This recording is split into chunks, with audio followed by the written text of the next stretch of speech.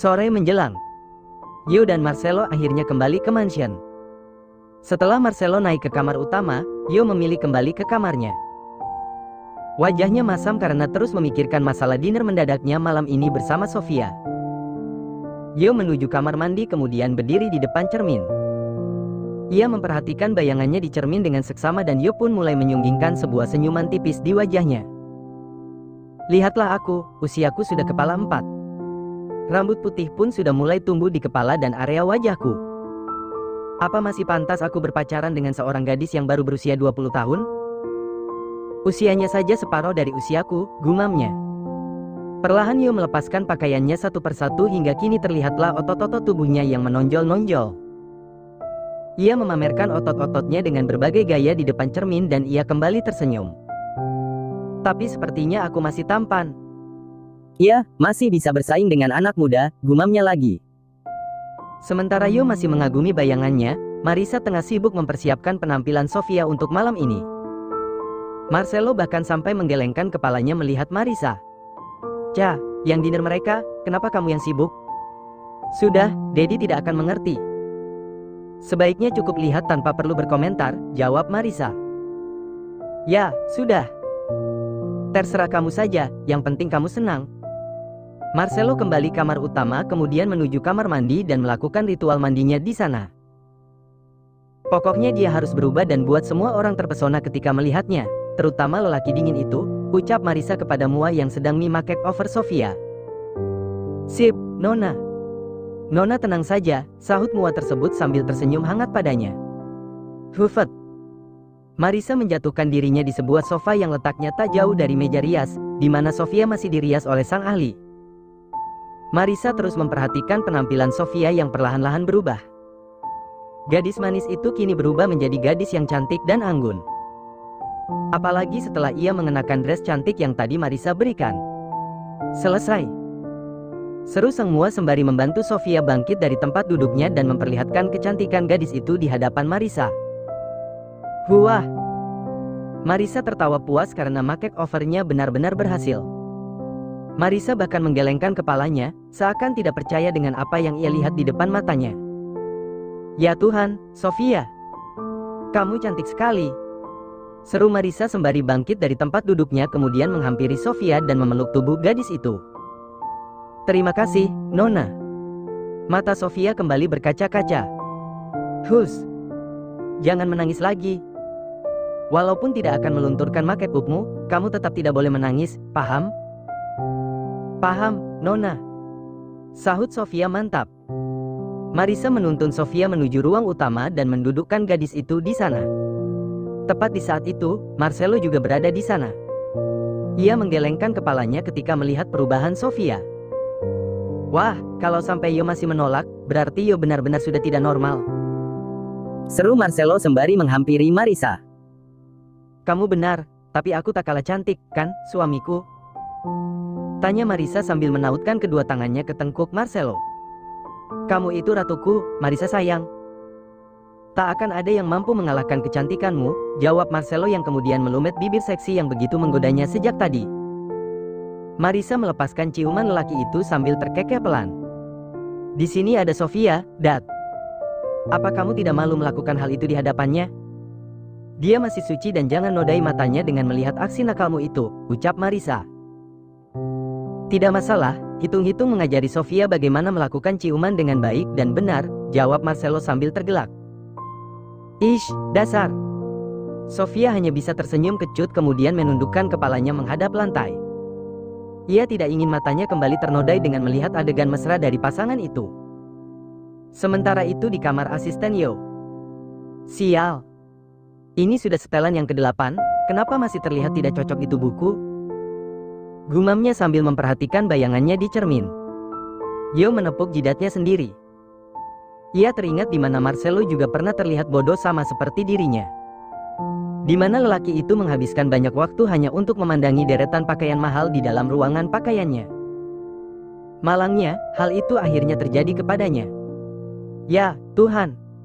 Sepertinya karma itu benar-benar berlaku padaku.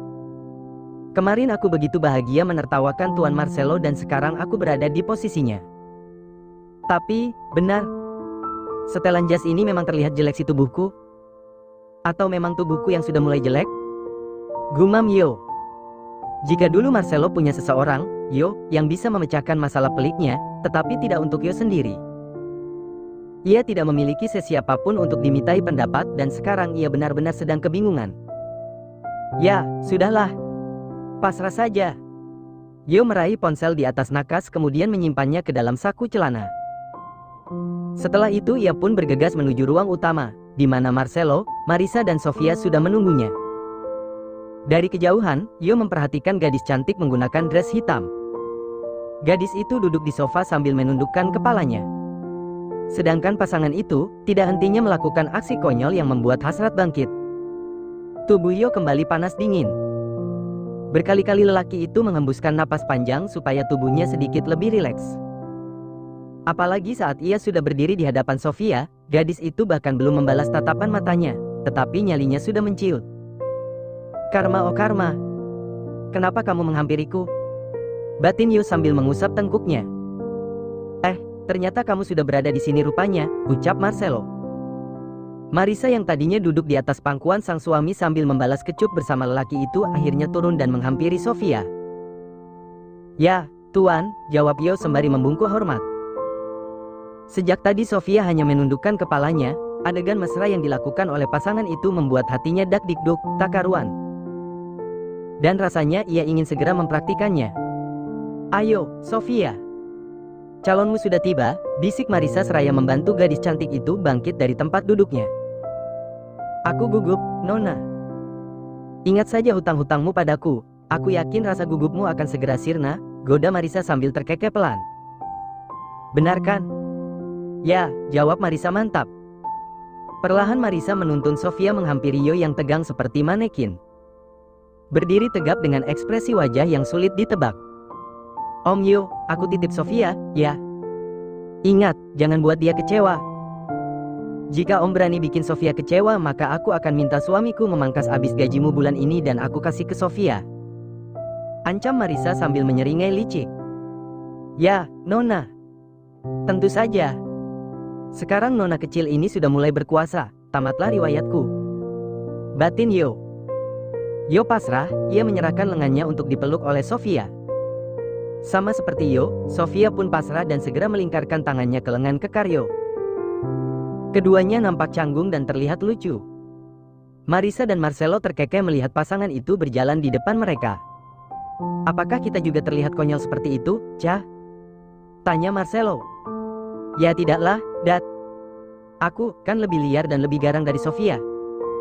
Tidak ada istilah malu dalam hidupku, sahut Marisa sambil tergelak. Kamu benar. Pasangan itu terlihat kaku.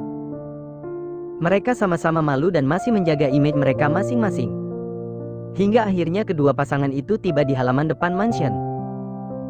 Yo membukakan pintu mobil untuk Sofia dengan tangan gemetar. Sofia pun sama, ia terus saja memainkan tas kecil yang sedang ia pegang untuk menutupi tangannya yang gemetar agar tidak terlihat oleh orang-orang.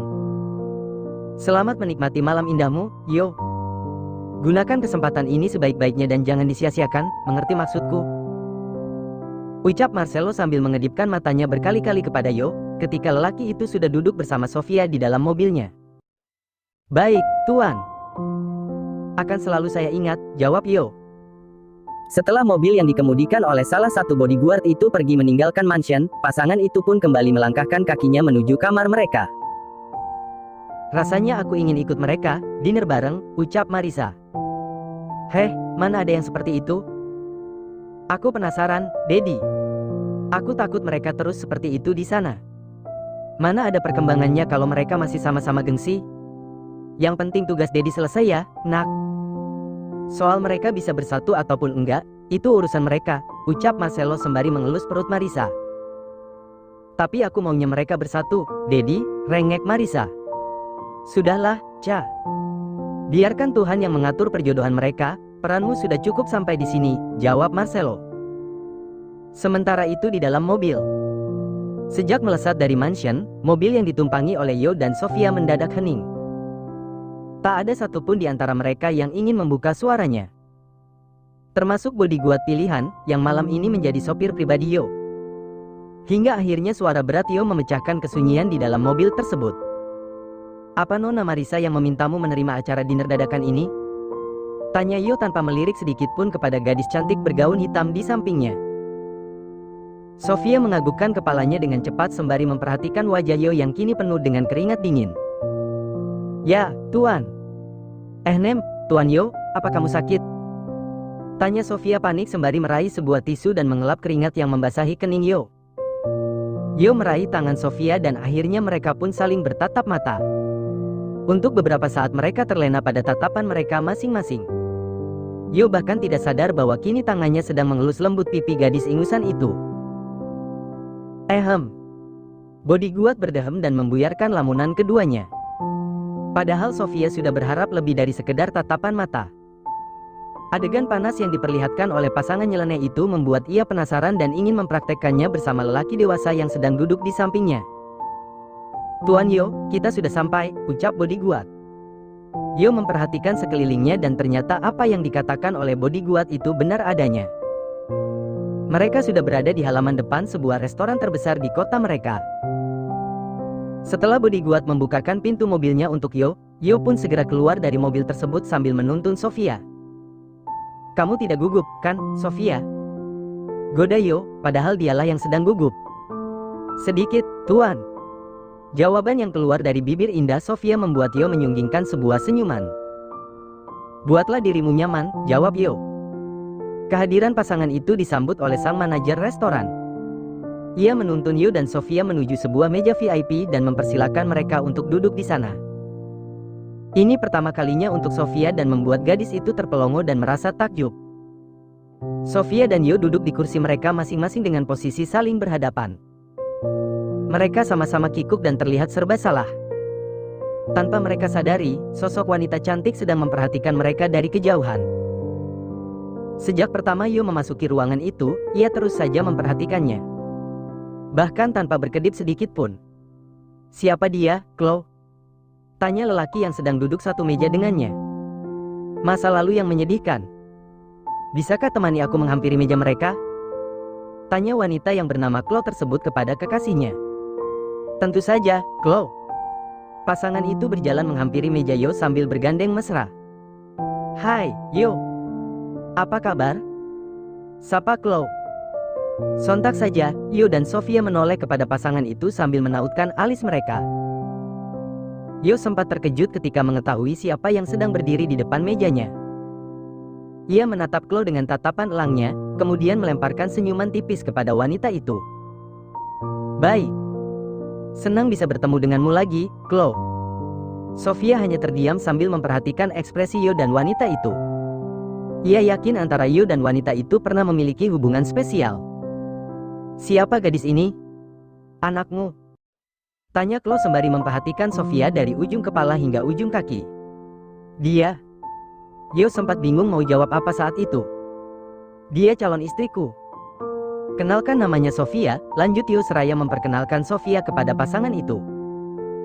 Sofia membulatkan matanya ketika Yo memperkenalkan dirinya sebagai calon istri kepada pasangan itu. Jauh di lubuk hatinya yang paling dalam, Sofia sangat bahagia. Apalagi jika itu menjadi kenyataan. "Wah, benarkah? Dia masih sangat muda, ya?" Kenalkan, ini calon suamiku, Tuan," ucap Chloe tidak mau kalah. Namun, belum selesai wanita itu bicara, Yo sudah memotong pembicaraannya. "Tuan Hendrik." "Ya, aku kenal. Dia salah satu rekan kerja Tuan Marcelo, bukan?" "Selamat ya, Chloe. Ngomong-ngomong, ini calon suamimu yang keberapa? Soalnya aku lupa, sudah beberapa kali kamu memperkenalkan calon suamimu kepadaku," balas Yo sambil menyeringai licik. Chloe menekuk wajahnya dan segera kembali ke mejanya. "Jadi Anda adalah asisten Yo, asisten Tuan Marcelo?" tanya Tuan Hendrik. "Ya, Tuan." "Anda benar," jawab Yo.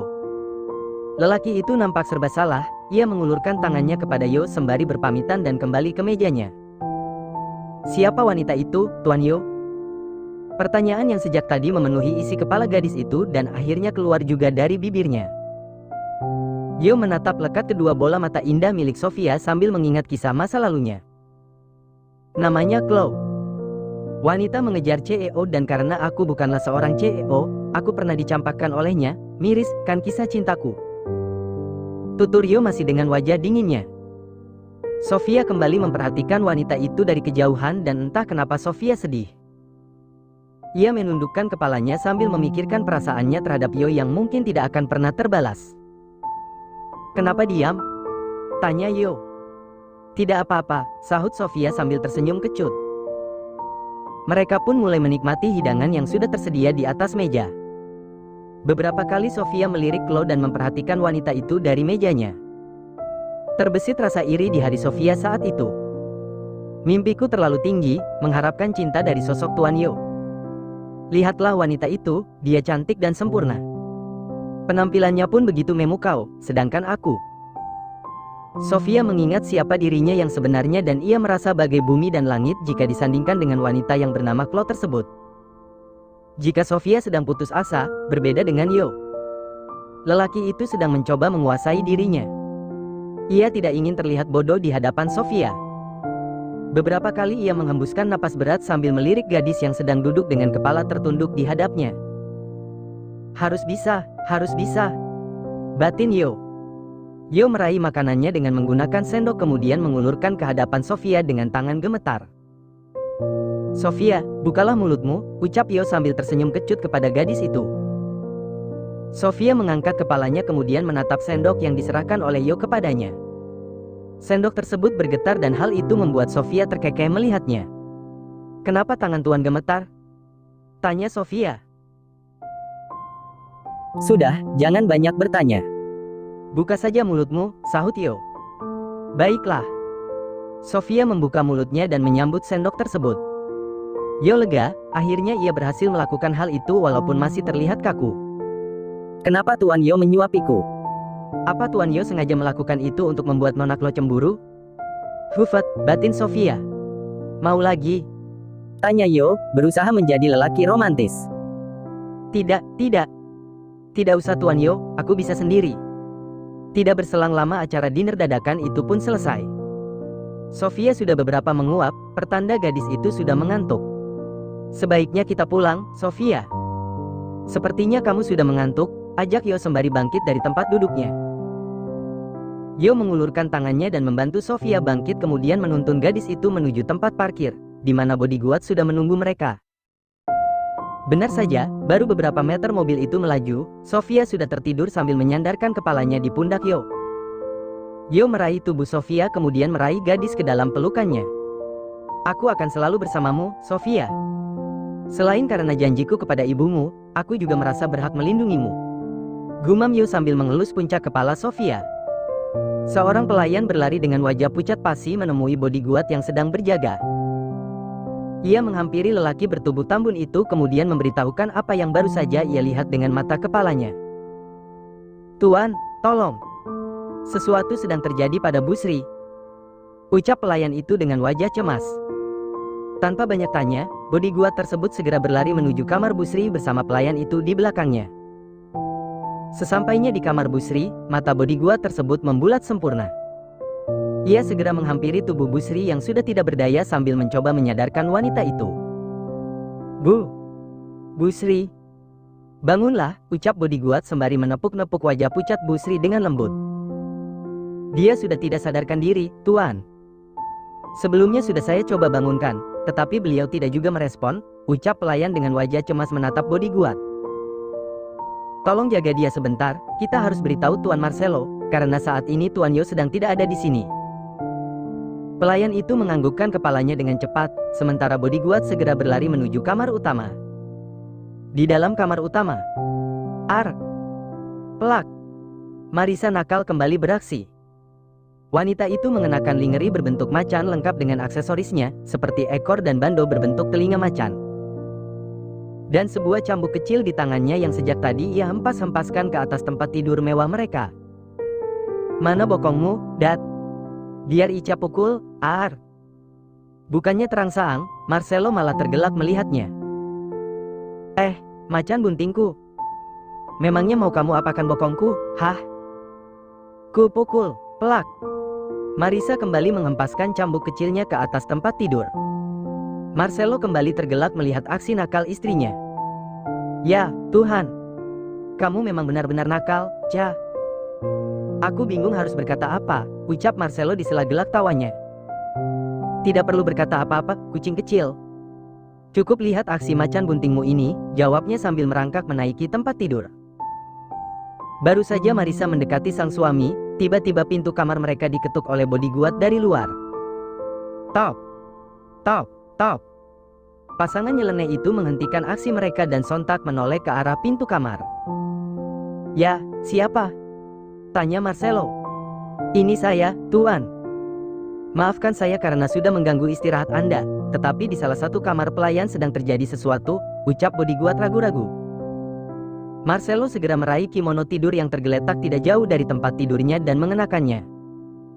Sedangkan Marisa segera masuk ke dalam selimut dan membenamkan dirinya di dalam sana. Perlahan Marcelo membuka pintu kamarnya sedikit dan nampaklah seorang bodyguard sedang berdiri di depan pintu dengan wajah cemas. Ada apa? Tanya Marcelo. Maafkan saya, Tuan.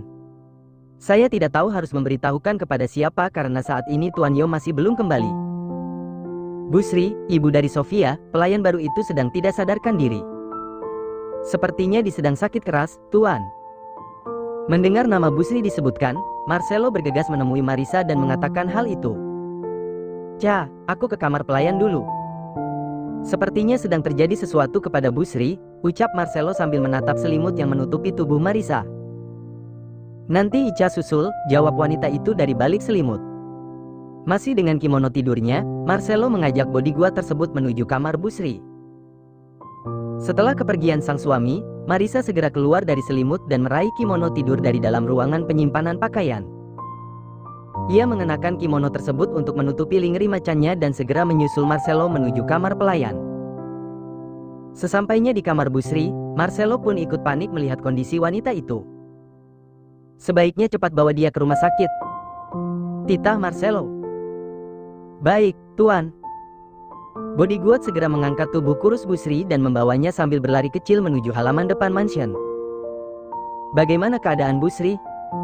Tanya Marisa yang baru saja tiba di sana dan segera menghampiri suaminya. Entahlah, sepertinya buruk, tetapi semoga dia baik-baik saja, ucap Marcelo khawatir. Marisa dan Marcelo segera menyusul ke halaman depan. Tepat di saat itu, mobil yang membawa Yo serta Sofia tiba di halaman depan. Perlahan Yo membangunkan Sofia yang masih tertidur lelap di pelukannya. Sofia, bangunlah. Kita sudah sampai, ucap Yo. Sofia mengucek matanya kemudian memperlihatkan sekelilingnya. Maafkan aku, Tuan. Ternyata aku ketiduran. Yo tidak membalas ucapan gadis itu, ia memperhatikan Marcelo dan Marisa yang sedang berdiri di depan sebuah mobil dan wajah mereka terlihat cemas. Yo yakin ada sesuatu yang tidak beres. Dengan cepat ia membuka pintu mobilnya kemudian menghampiri pasangan itu. Syukurlah kalian sudah kembali, ucap Marisa dengan wajah panik menatap Yo dan Sofia yang kini berjalan di belakang lelaki itu. Sebenarnya ada apa, Nona? Tanya Yo.